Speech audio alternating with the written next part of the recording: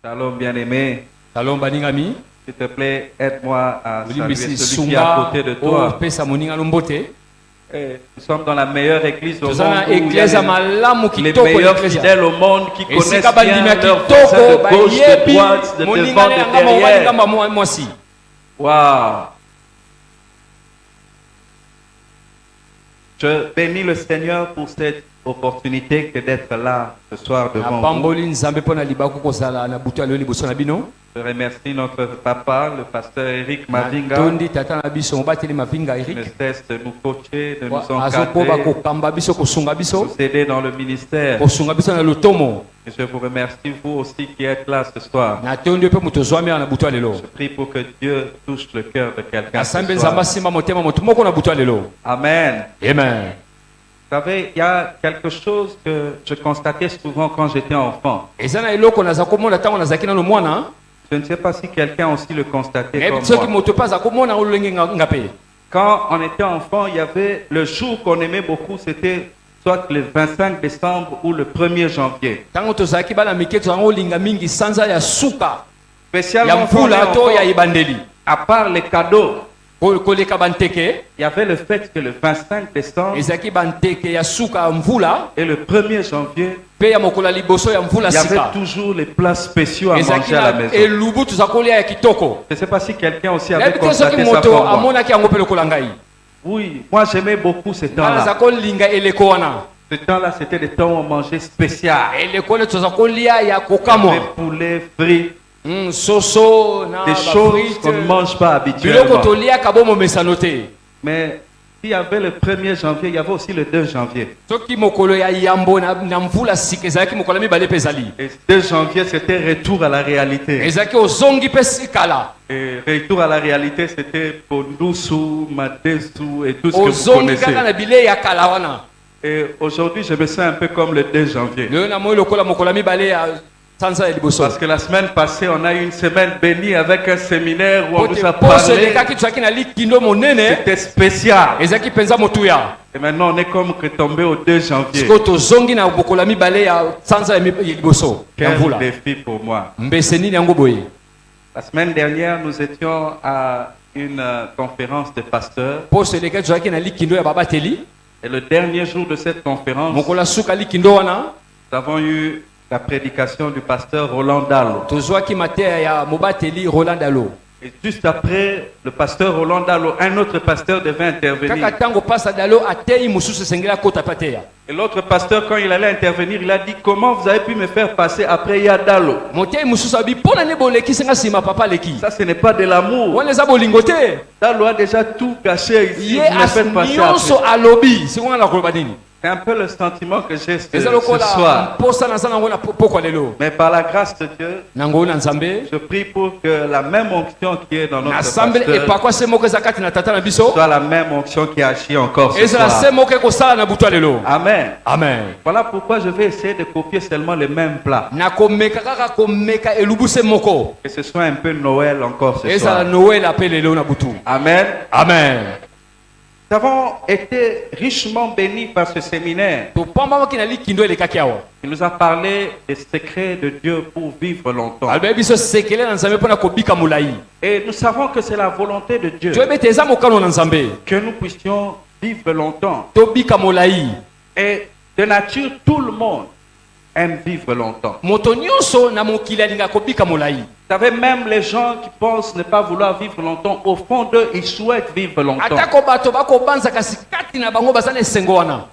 On me racontait la prière d'un frère de l'église. Pendant ces moments de prière, il priait Dieu. Et il remerciait Jésus en disant: mon grand-père qui a 90 ans,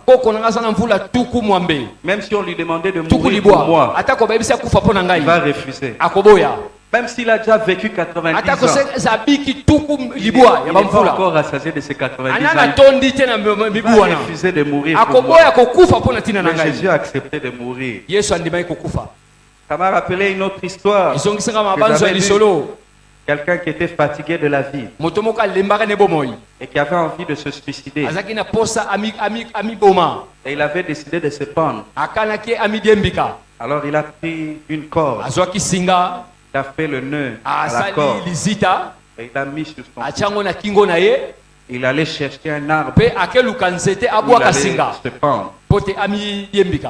Le moment où il jetait le fil, la corde, pour se pendre sur l'arbre, il a remarqué qu'il y avait un serpent sur l'arbre.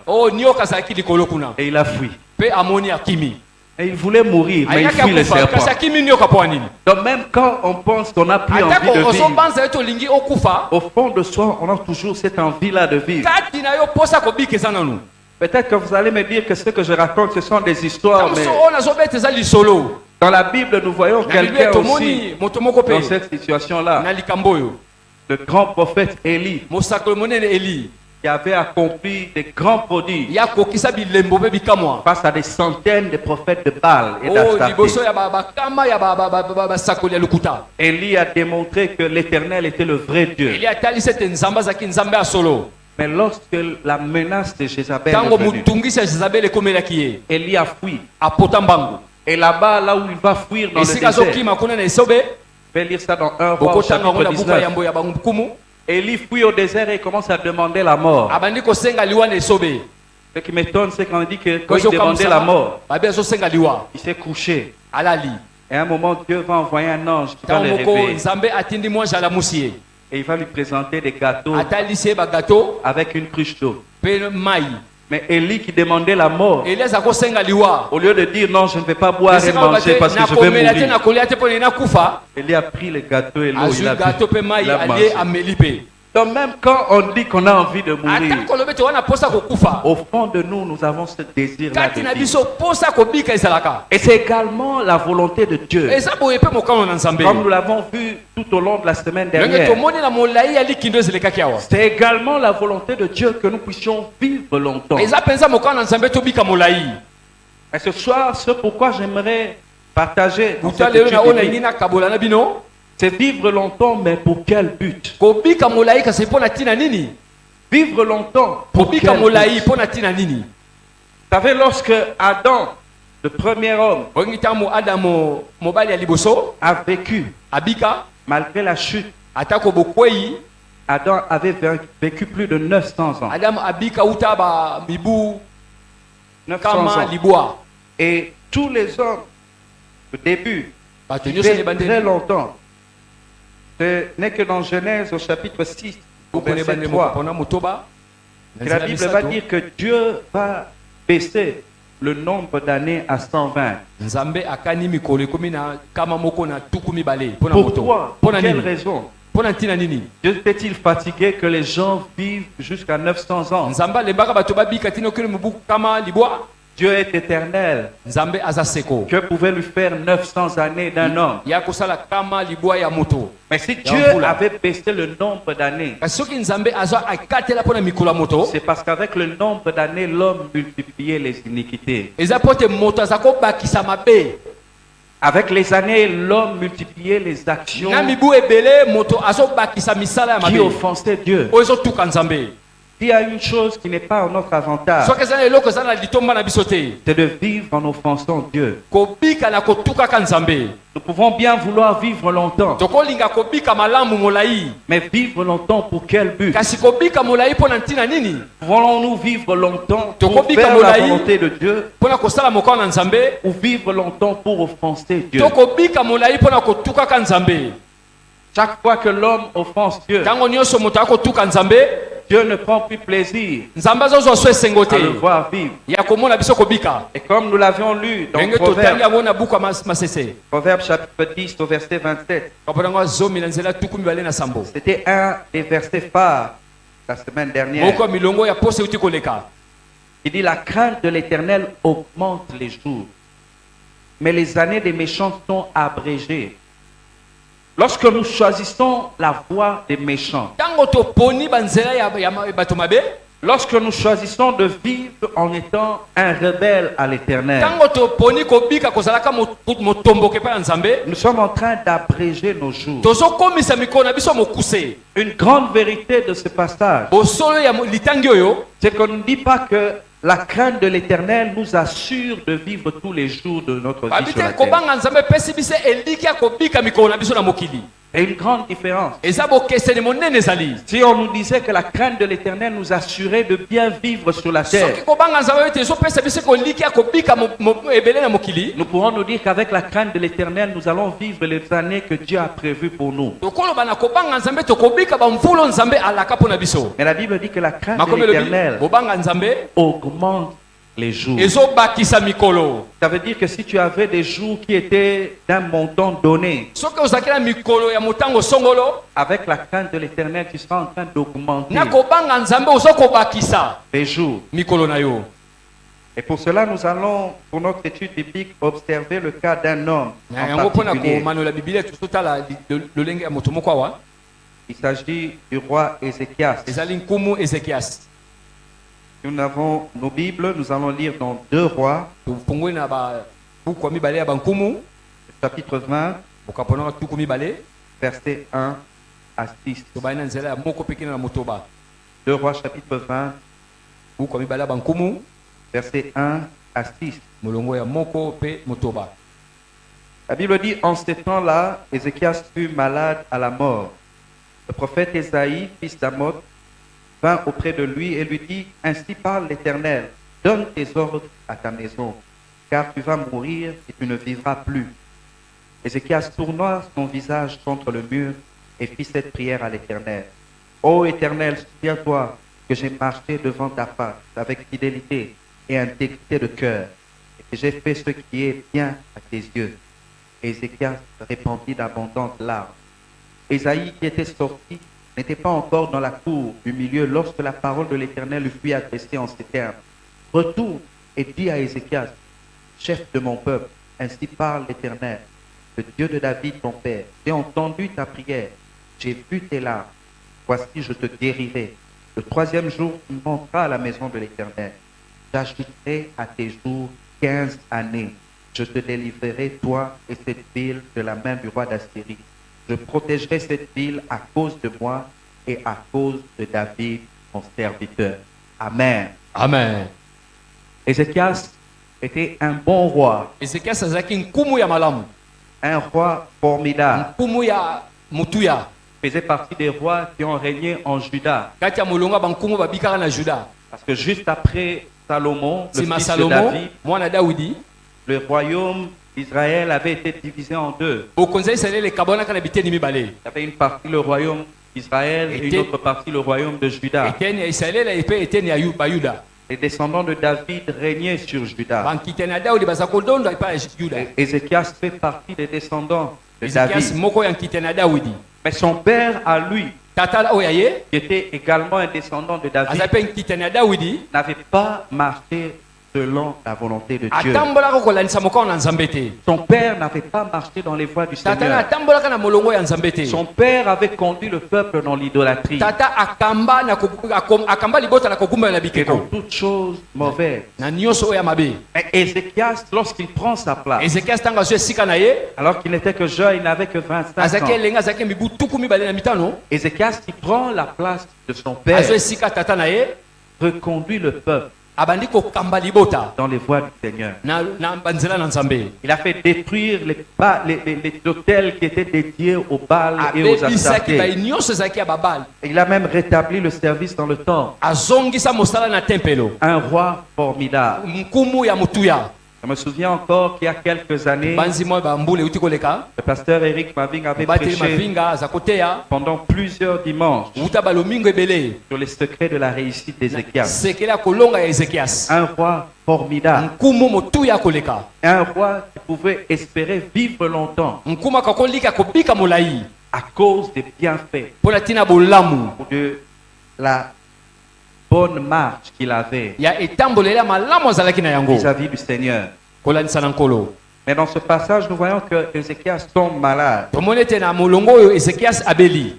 Ézéchias tombe malade et Dieu envoie le prophète Ésaïe pour lui annoncer qu'il allait mourir. L'annonce était de faire savoir à Ézéchias que le jour de ces années était arrivé à leur terme. Mais Ézéchias tombe inspiré par ce passage de Proverbe 10, a su que la crainte de l'Éternel pouvait augmenter les jours. Autrefois, lorsque je lisais ce passage, je ne comprenais pas vraiment ce qui avait pu faire que Dieu puisse changer son jugement. Mais une chose reste vraie, c'est que la parole de Dieu se comprend par la parole de Dieu. Ne cherchons pas à comprendre la parole de Dieu par des principes philosophiques. Si nous cherchons à comprendre la parole de Dieu par l'expérience humaine, nous allons tomber dans les hérésies. La parole de Dieu elle-même dit que la crainte de l'Éternel augmente les jours. Et Ézéchias a commencé à rappeler à Dieu comment il a marché avec crainte. Il a prié Dieu, il lui a rappelé comment est-ce que lui a cherché à obéir au commandement du Seigneur. Comment est-ce qu'il a abattu les auteurs, des idoles. Et Dieu lui a augmenté 15 années. Wow. La Bible dit que Dieu a un livre de souvenirs. Toutes nos actions, toutes les bonnes choses que nous faisons, Dieu les note quelque part. Ce qui m'étonne, c'est que Dieu est omniscient, omnipotent. Dieu n'a pas besoin de l'aide d'un livre pour se souvenir de quelque chose. Mais lorsque Dieu dit qu'il tient un livre de souvenirs, c'est comme pour marquer encore plus fort dans notre esprit humain à quel point il est engagé à ne pas oublier les bonnes actions que nous posons. La Bible dit Dieu n'est pas injuste pour oublier notre travail. Il y a des gens qui se fatiguent quelquefois et qui pensent que travailler pour Dieu, c'est perdre son temps. De travailler pour Dieu, de sacrifier des jours, de sacrifier des nuits, ça ne m'a rien apporté. Ce n'est pas parce que tu ne vois pas encore que ton travail est oublié. La Bible dit Dieu n'est pas injuste pour oublier notre travail.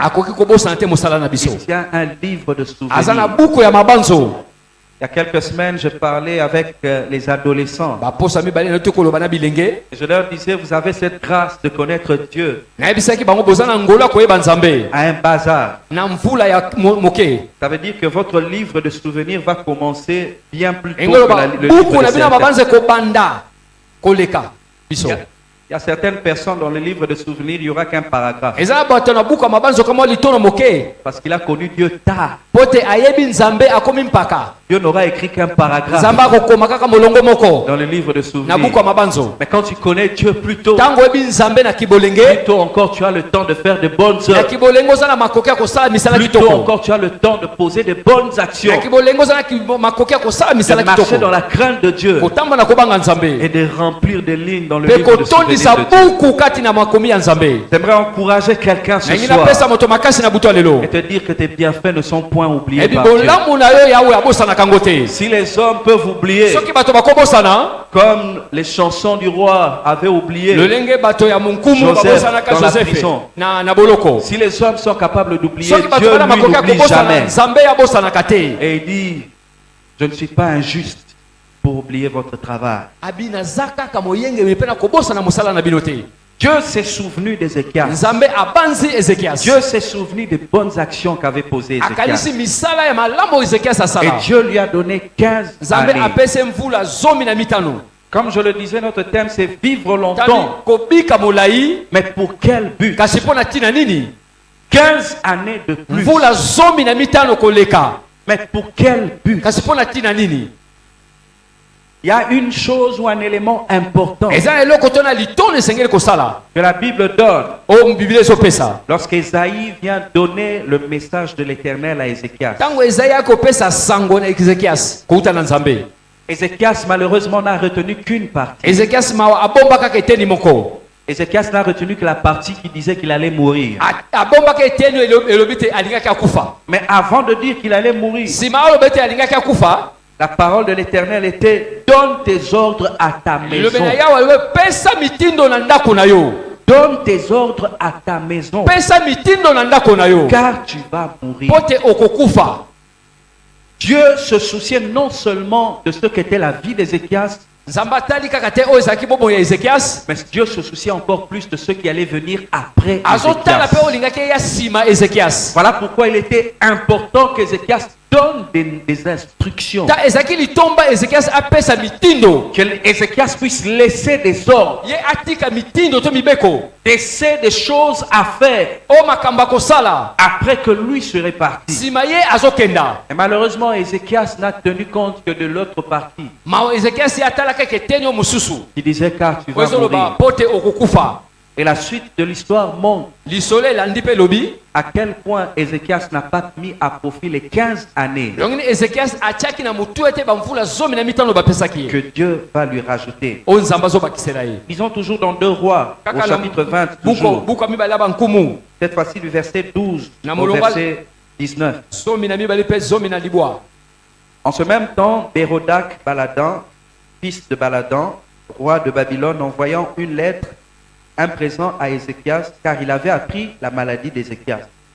Ézéchias donna audience aux envoyés et il leur montra le lieu où étaient les choses de prix, l'argent et l'or, les aromates et l'huile précieuse, son arsenal et tout ce qui se trouvait dans ses trésors. Il n'y eut rien qu'Ézéchias ne leur fit voir dans sa maison et dans tous ses domaines. Ésaïe, le prophète plutôt, vint ensuite auprès du roi Ézéchias et lui dit: qu'ont dit ces gens-là et d'où sont-ils venus vers toi? Ézéchias répondit: ils sont venus d'un pays éloigné, de Babylone. Ésaïe dit encore: qu'ont-ils vu dans ta maison? Ézéchias répondit: ils ont vu tout ce qui est dans ma maison.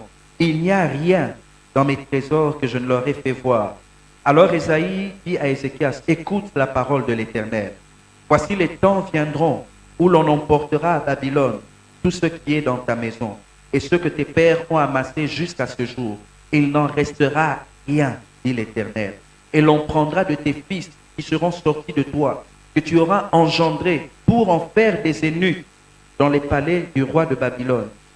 Verset 19, écoutez ce qu'Ézéchias dit. Ézéchias répondit à Ésaïe: la parole de l'Éternel que tu as prononcée est bonne. Wow. Et il ajouta: n'y aura-t-il pas paix et sécurité pendant ma vie? Vivre longtemps. Mais pour quel but? Ézéchias ne se souciait que du fait qu'il y ait paix et sécurité pendant sa vie.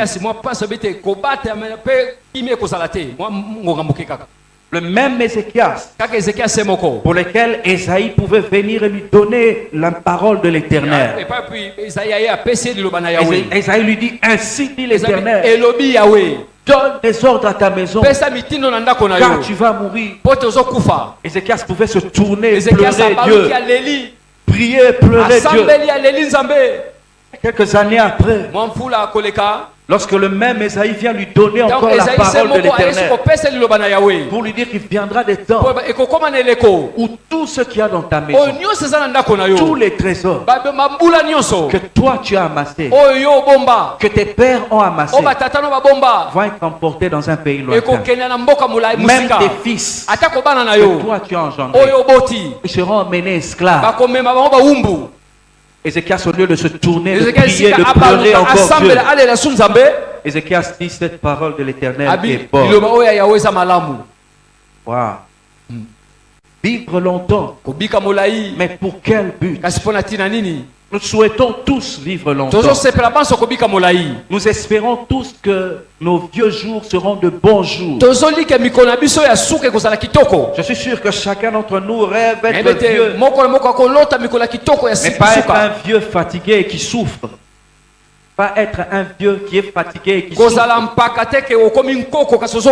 mais être un vieux qui est quand même autonome, qui arrive à s'occuper de lui-même, prendre soin de lui-même, qui arrive à marcher de soi-même, qui arrive à se prendre en charge lui-même. C'est ce que nous souhaitons tous. Mais nous le souhaitons dans quel but? Est-ce que nous souhaitons longtemps juste pour continuer dans les mauvaises voies dans lesquelles nous avons commencé, ou voulons-nous vivre longtemps pour accomplir les desseins de l'Éternel? La parole de l'Éternel qui avait été donnée à Ézéchias, c'était donne des instructions à ta maison. Parce que Dieu savait que s'il n'y avait pas instruction précise, ceux qui allaient venir après Ézéchias n'allaient pas marcher dans les mêmes voies. Mais Ézéchias n'a pas pris garde. Et la conséquence, lorsque vous lisez 2 Rois chapitre 21,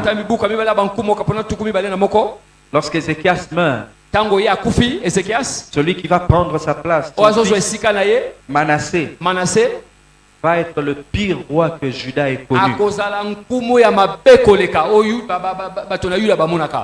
Rapidement, nous lisons 2 Rois chapitre 21, 1 à 6. Manassé avait 12 ans lorsqu'il devint roi. Il avait 12 ans quand il est devenu roi.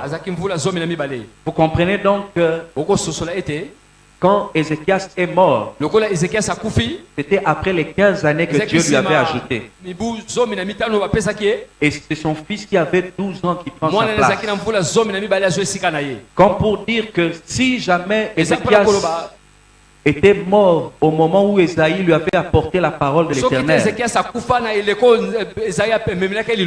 Manassé n'aurait jamais vu le jour. Parce que Manassé est né pendant les 15 années de prolongation que Dieu a donné à Ézéchias.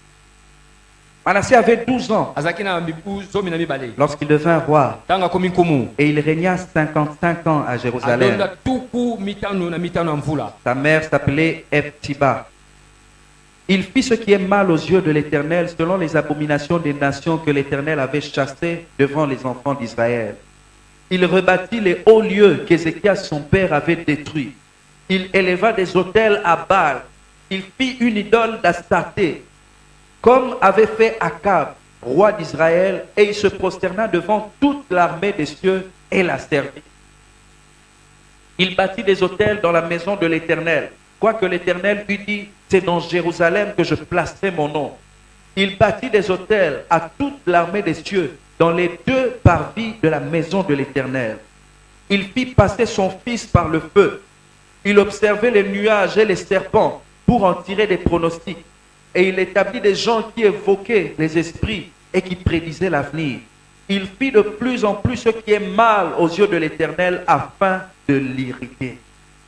Il fit de plus en plus ce qui est mal aux yeux de l'Éternel. Manassé va faire plus que tous ceux qui s'étaient détournés de Dieu. Lui va même bâtir des autels aux idoles dans le temple de l'Éternel. Le temple pour lequel Salomon avait prié en disant: Seigneur, que toute personne qui viendra prier, chercher ta face dans ce lieu, qu'il puisse avoir l'exaucement. Ce temple où Salomon demandait que le nom de Dieu puisse résider. Ce temple où la présence de Dieu était descendue de manière visible. Du temps de Salomon. C'est dans ce temple que Manassé va aller bâtir des autels au Baal et aux Astartés. Il va même faire passer ses fils au feu. Il va faire des sacrifices humains aux démons. On dit qu'il consultait les astres et il consultait les serpents. La sorcellerie, la magie. Et pourtant le fils d'un homme qui avait la crainte de l'Éternel. Mais un homme qui n'a pas pris soin de laisser les instructions à sa maison. La conséquence c'est que Israël va partir en captivité à cause du péché qui s'était accru de manière à hériter Dieu. Vivre longtemps, mais pour quel but? Quelquefois, même lorsque nous sommes enfants de Dieu, nous nous posons des questions de savoir quel est mon but sur la terre. Pourquoi est-ce que je vis? Pourquoi est-ce que je suis congolais? Pourquoi est-ce que je ne suis pas né américain? Pourquoi est-ce que je ne suis pas né en France? Et moi aussi, je savoure le camembert. Amen. Amen. Je me rappelle d'une fois où un message du Bishop Dag de Ward Mills, pendant qu'il prêchait, il disait qu'il y avait un prophète. Pendant une conférence des pasteurs, il y avait un prophète qui était là. Et le prophète s'est mis à prophétiser sur certains pasteurs qui étaient là. Et il dit à un pasteur qui était là, je vois ainsi dit l'Éternel. Toi, tu seras un grand pasteur aux États-Unis d'Amérique. Le pasteur a crié Amen, qu'il en soit ainsi. Un autre, on a dit, toi, je vois ainsi dit l'Éternel. Toi, tu seras un grand serviteur au Canada. Amen. Amen. Un autre, toi, tu seras un grand serviteur en Allemagne. Un autre pasteur, il regarde et dit, ainsi dit l'Éternel. Je te vois comme un grand serviteur de Dieu. Au Lesotho. Le pasteur a dit, arrière de moi, Satan. C'est quel genre de prophétie? Ça arrière de moi, je refuse. On choisit les pays. Combien on aurait aimé être né sous d'autres cieux que dans Eloko Makasi, chemin de fer, RDC. Moi, j'aime mon pays. Et je sais que l'Éternel a des grands projets pour ce pays. Quelquefois, nous nous posons la question de savoir. Et ça fait même partie des choses qui dégoûtent certaines personnes de la vie. Tu te dis, à quoi bon vivre longtemps dans un pays où on va de transition, où le développement économique, c'est seulement des promesses. On ne semble pas voir de l'homme une lueur à l'horizon. À quoi bon? Ce que j'aimerais nous dire à nous qui sommes enfants de Dieu, c'est que Dieu a pour nous des bons projets. Et si Dieu a voulu que nous puissions le connaître, ce n'est pas pour que nous puissions être dégoûtés de la vie. Aimer la vie ne dépend pas des choses que nous vivons. Aimer la vie ne dépend pas des circonstances, de l'environnement dans lequel nous évoluons. J'aimerais que nous puissions lire ensemble dans Éphésiens, chapitre 2, verset 8 au verset 10. Éphésiens, chapitre 2, 8 à 10. Car c'est par la grâce que vous êtes sauvés, par le moyen de la foi. Et cela ne vient pas de vous. C'est le don de Dieu. Ce n'est point par les œuvres afin que personne ne se glorifie. Mais suivez bien le verset 10. Car nous sommes son ouvrage, ayant été créés en Jésus-Christ pour de bonnes œuvres que Dieu a préparées d'avance afin que nous les pratiquions. Amen. Amen. Nous sommes sauvés par grâce. Bien aimé, si être sauvé suffisait, Dieu aurait fait en sorte qu'une fois que nous devenons enfants de Dieu, que nous partions et que nous allions au ciel. Mais si Dieu nous garde encore sur la terre, même après que nous soyons sauvés, que nous soyons devenus enfants de Dieu, c'est parce que Dieu attend à ce que nous puissions accomplir des choses ici sur la terre. S'il y a quelqu'un qui souhaite de tout son cœur vivre longtemps sur cette terre, son souhait devrait être de vivre longtemps pour accomplir les bonnes choses que Dieu a préparées d'avance. Ce qui est merveilleux, c'est que la Bible dit que ce sont des choses. La Bible dit que ce sont des choses que Dieu a préparées d'avance. Merveilleux. Ce qui signifie que alors que tu es là, il y a des choses que Dieu avait déjà préparées avant que tu sois né. Et tout ce que Dieu attend que tu fasses, c'est que tu puisses les pratiquer. C'est un peu comme lorsqu'on regarde un film à la télévision. Je sais que certains apprécient regarder les films à la télé. Mais quelquefois, on ne se rend pas compte de tout ce qui est fait avant. Que vous puissiez voir ce film et l'apprécier. Avant que vous puissiez voir un film, il y a quelqu'un qu'on appelle le scénariste qui écrit l'histoire du film et qui dit ce film s'appellera les aventures de Manzwekele.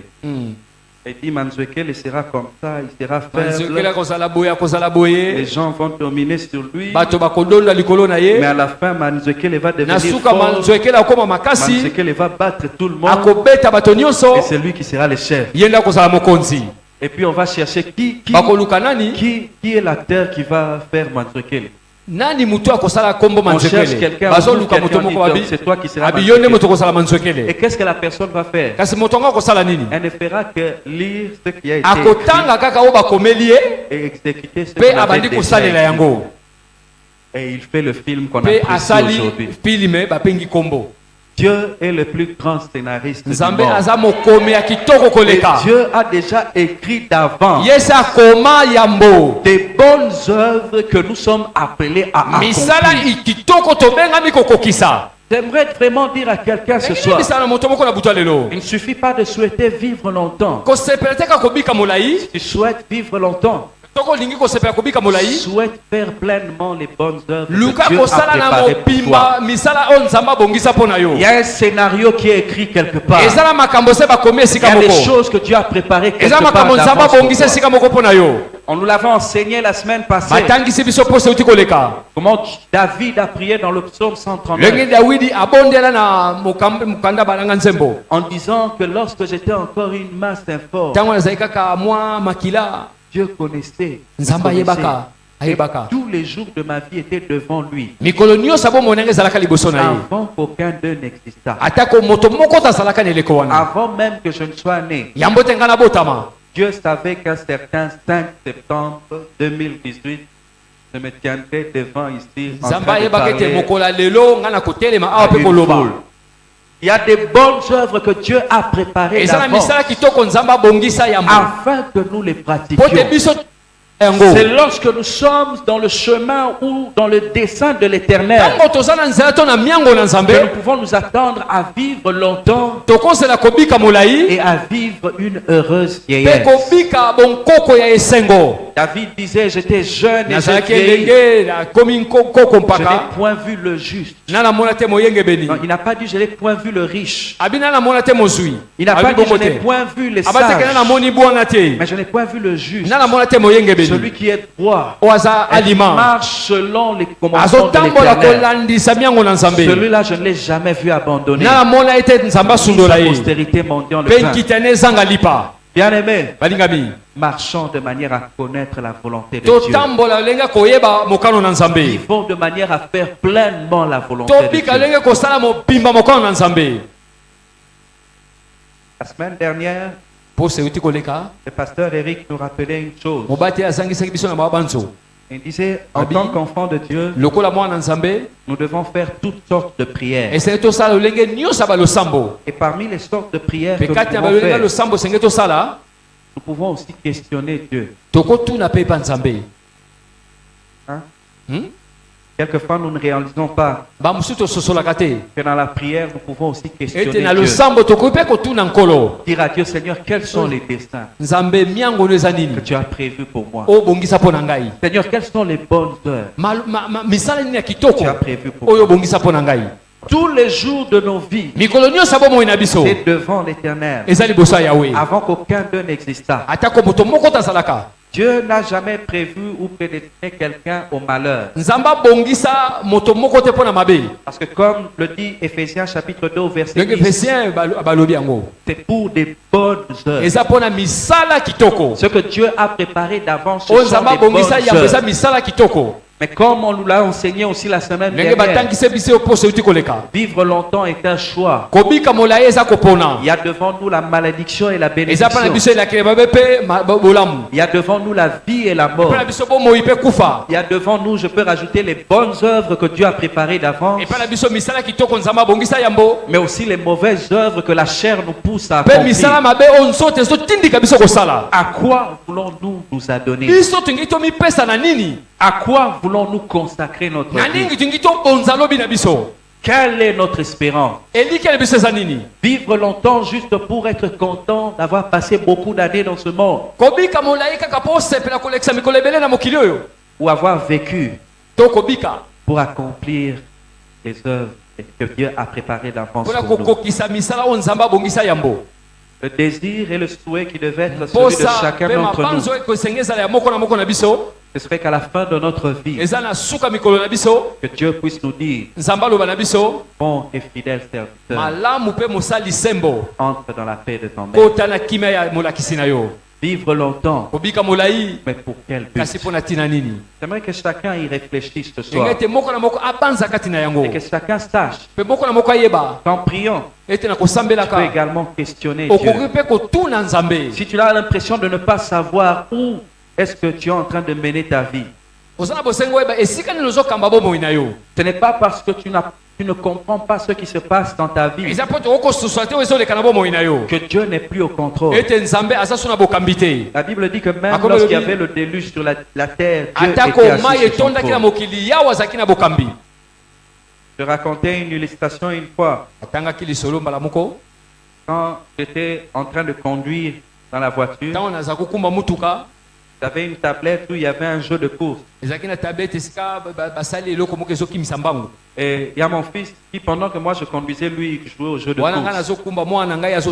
Et lui, il avait l'impression qu'à un moment que c'est lui qui conduisait la voiture. Parce que lui aussi, il avait un jeu de course sur la tablette. Mais à un moment, lui, il a perdu dans le jeu. Le jeu s'est arrêté. Mais la voiture ne s'est pas arrêtée parce que c'est moi qui conduisais. Quelquefois, nous avons l'impression que c'est nous qui conduisons notre vie. Mais en réalité, c'est Dieu qui est au contrôle. Tu te rendras compte que là où toi tu vas t'arrêter. Là où tu vas sentir que le tout est fini. Tu peux encore te tourner vers celui qui est en train de conduire le véhicule et de dire, Seigneur, conduis-moi encore. Montre-moi où je dois aller. Montre-moi ce que je dois faire. Vivre longtemps. Et dans quel but?